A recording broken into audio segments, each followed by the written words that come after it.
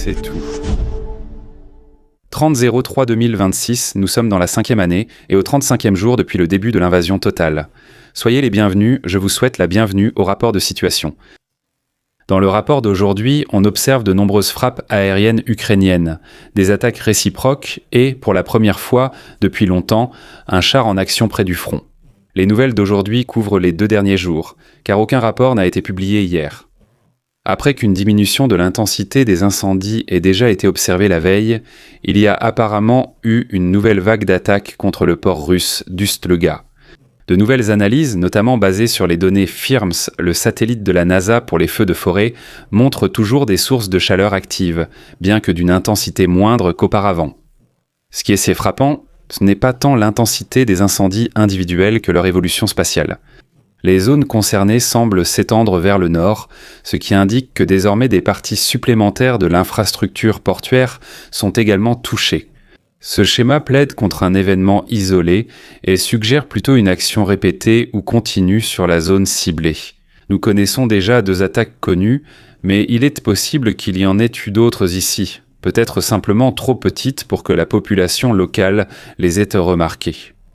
Même si les incendies individuels semblent moins intenses, une extension progressive de la zone endommagée peut affecter de plus en plus la fonctionnalité globale de l'installation. Surtout dans des structures portuaires complexes, comme à Ust-Luga, où le stockage, le traitement et le chargement sont étroitement liés, une telle évolution peut avoir un effet cumulatif. Le déplacement spatial des incendies suggère donc que la perturbation ne se concentre plus sur une section limitée, mais s'étend à d'autres zones opérationnelles de l'installation.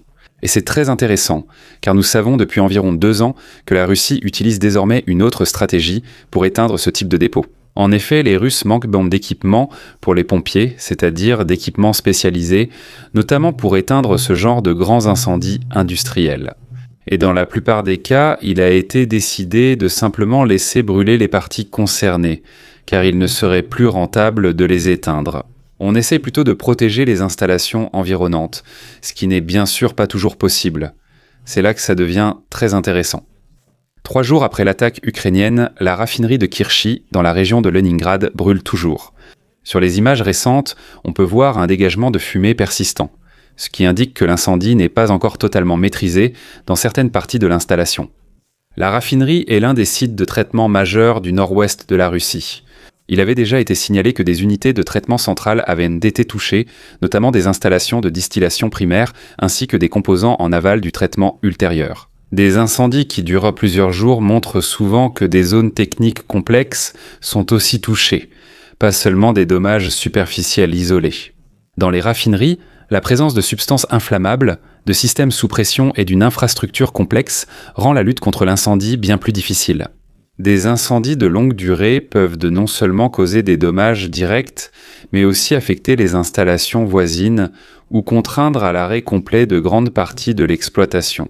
Les incendies persistants soulignent ainsi que l'attaque n'a pas seulement eu des effets à court terme, mais qu'elle peut potentiellement avoir des répercussions à plus long terme sur les capacités de traitement d'un site.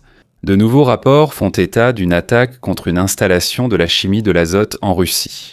Dans la ville de Tolyatti, des habitants rapportent que l'usine chimique locale a été la cible d'une attaque. L'installation est l'un des principaux producteurs chimiques du pays, spécialisé dans les composés azotés. Ces produits concernent aussi l'industrie civile et peuvent jouer un rôle dans les chaînes d'approvisionnement militaires, notamment la production de précurseurs. Le schéma reste similaire à celui d'autres attaques. Les attaques contre des sites hors du front restent prioritaires pour la production, l'approvisionnement et l'infrastructure de l'armée russe ou pour des produits qui lui sont destinés. C'est pourquoi les Ukrainiens les ciblent aussi en priorité. Et maintenant, la dernière information concernant une attaque ukrainienne de grande ampleur. En effet, les forces ukrainiennes ont également mené une attaque contre la ville portuaire russe de Taganrog, sur la mer d'Azov. La ville est située dans la région de Rostov et constitue un important site industriel de l'arrière-pays russe. Des vidéos sur place montrent de fortes explosions et détonations, suggérant des impacts dans des zones sensibles. À Taganrog, il existe d'importantes installations industrielles qui sont notamment associées à la production de biens à usage militaire, y compris des technologies tournalées de drones. La situation géographique de la ville rend cette attaque particulièrement remarquable. Taganrog se trouve bien derrière la ligne de front principale et fait partie des zones arrières, à partir desquelles la Russie organise et approvisionne ses capacités militaires. Des frappes dans de telles zones n'ont pas d'effet immédiat sur des sections spécifiques du front, mais elles peuvent affecter la base industrielle et donc la capacité opérationnelle à long terme. L'intensité des explosions suggère que soit des minéraux stockés, des matériaux ou des zones de production ont été touchés. Dans les deux cas, ces dégâts peuvent impacter la fabrication ou la fourniture d'équipements, surtout si des installations spécialisées difficiles à remplacer sont touchées. Dans la région de Pokrovsk, les forces russes intensifient leurs activités offensives et misant davantage sur des tactiques d'infanterie mobile. Selon le 7e corps aéroporté ukrainien indique que les attaques viennent de plusieurs directions avec motos, quads et petits groupes d'infanterie. Les attaques principales ont lieu dans la région de Rizny, ici dans ce village, et dans la région de Rudinsky, soit le village un peu plus à l'est. À Rizny, des combats ont lieu dans le village. Les unités ukrainiennes tiennent leur position. Ils tiennent à leur position, à peu près comme indiqué sur la carte, mais je suppose que les Russes se trouvent déjà une ou deux rues plus au nord. Néanmoins, ils annoncent avoir empêché une nouvelle avancée des unités russes. Également à l'est de Rizny, donc ici dans la zone à hauteur de la 25e, les avancées russes ont jusqu'à présent pu être stoppées par la brigade, à proximité du moulin de Rudinsky, donc ici opère dans les forces de la 7e, corps aéroporté, conjointement avec le 1er corps d'assaut de la garde nationale. Cette défense coordonnée indique une grande importance de ce secteur du front, car nous avons ici deux corps ukrainiens assez connus et très puissants qui défendent cette zone. On observe aussi une hausse de l'usage de bombes planantes russes et de drones de combat, signe d'une volonté d'affaiblir à distance les positions ukrainiennes et de soutenir les mouvements au sol, comme les Russes le faisaient déjà. Et des conditions météorologiques favorables ont permis de dissimuler les mouvements de troupes et le transfert de réserves, ce qui a bien sûr profité aux Russes. Dans la région au nord-est de Koujachpol, où il y a encore une contre-attaque locale ukrainienne, on observe malgré la pression russe désormais accrue un gain de terrain local des forces ukrainiennes. Du côté russe, il est en effet rapporté que certains soldats ukrainiens ont réussi à progresser jusqu'à Temeljivka, donc à peu près ici, à ce niveau. Ils ont été vus au nord-ouest, à la lisière ouest du village, et selon les Russes, ils ont été neutralisés. Mais cela montre qu'ils sont au moins arrivés là-bas. La question reste bien sûr ouverte concernant les autres localités. Qu'en est-il ici de Saporisk? Qu'en est-il de Novomykolaïvka ou de Berezovo, le dépôt? Je pars du principe que le dépôt est depuis longtemps contrôlé par l'Ukraine, ce qui aurait du sens. Ternov est manifestement sous contrôle ukrainien. Bermoub est manifestement sous contrôle ukrainien. Voilà donc ce que nous voyons là. Ce que l'on peut en déduire, c'est qu'il est très probable que cela ne soit plus approvisionné par les Russes depuis longtemps et que cela se trouve sous contrôle ukrainien. Mais il n'est pas possible de le prouver, car il n'existe toujours aucune géolocalisation, ni du côté russe ni du côté ukrainien, indiquant qui contrôle actuellement cet endroit. C'est donc une supposition, raison pour laquelle je n'ai pas modifié la carte. Mais si nous entendons déjà, et cela vient bien sûr du côté russe, que les soldats ukrainiens se trouvent à peu près à ce niveau-ci, cela ne signifie pas pour nous que la hauteur 161 a été conquise uniquement par les Ukrainiens. Mais cela indique que les Ukrainiens ont réussi d'une manière ou d'une autre à progresser ici le long de ces deux localités. Et ici, il y a une distance d'environ 2000 mètres. Je vais donc le tracer du centre du village au centre du village, soit 2600 dans ce cas. Ou bien, si on regarde tout ça comme ça, on arrive à un peu moins de 2000 mètres, ce n'est pas beaucoup. Et surtout ici, dans un secteur du front assez disputé, et en plus directement sur la ligne de front.